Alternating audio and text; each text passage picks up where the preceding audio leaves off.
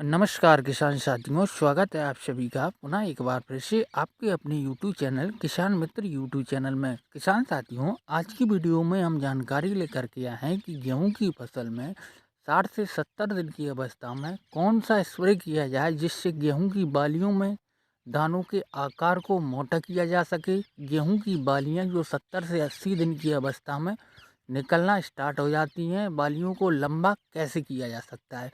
किसान साथियों, इसी विषय पर आज इस वीडियो के माध्यम से चर्चा करेंगे। किसान भाइयों के लिए फसल की देखभाल करना बहुत महत्वपूर्ण होता है, खासकर जब बात गेहूं की फसल की हो, क्योंकि गेहूं और इसके उत्पादन में कई कारक प्रभाव डालते हैं।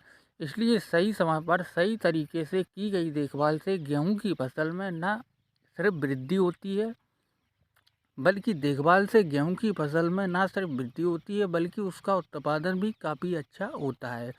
किसान भाइयों के लिए गेहूं की फसल के विकास विभिन्न चरणों में विभिन्न स्प्रे और उर्वरक का उपयोग करना फसल की अच्छी वृद्धि के लिए बहुत ही जरूरी होता है। किसान साथियों, स्प्रे से फसल को सूक्ष्म पोषक तत्व मिलते हैं और इससे बाली का आकार और दाने का भराव भी अच्छा होता है।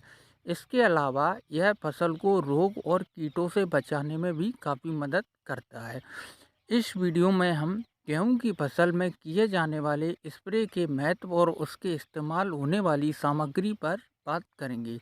तो चलिए जानते हैं कि गेहूं की फसल में किस समय पर कौन कौन सी स्प्रे करनी चाहिए, इसका क्या फ़ायदा होता है।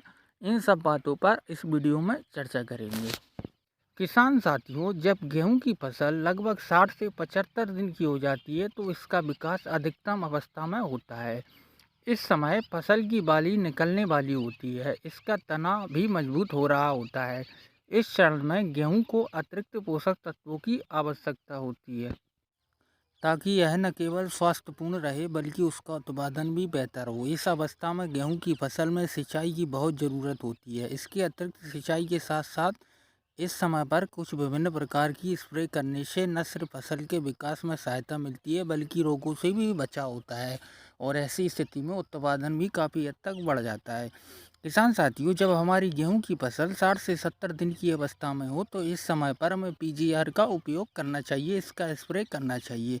किसान साथियों, हम अब बात करते हैं पीजीआर या प्लांट ग्रोथ रेगुलेटर के बारे में।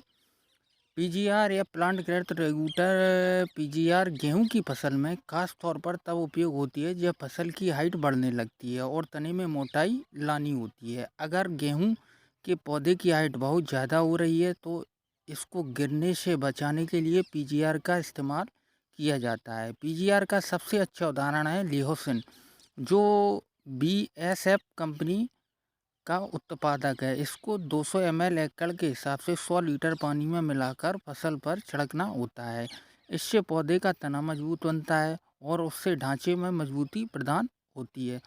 किसान साथियों, अगर आपकी गेहूं की फसल 60 से 70 दिन की अवस्था में है तो इस पीजीआर का उपयोग जरूर करें। इसका रिजल्ट बहुत शानदार देखने को मिलता है। वीडियो पसंद आए तो चैनल को सब्सक्राइब कर दें। मिलते हैं एक और नई जानकारी के साथ नई वीडियो में। तब तक के लिए धन्यवाद।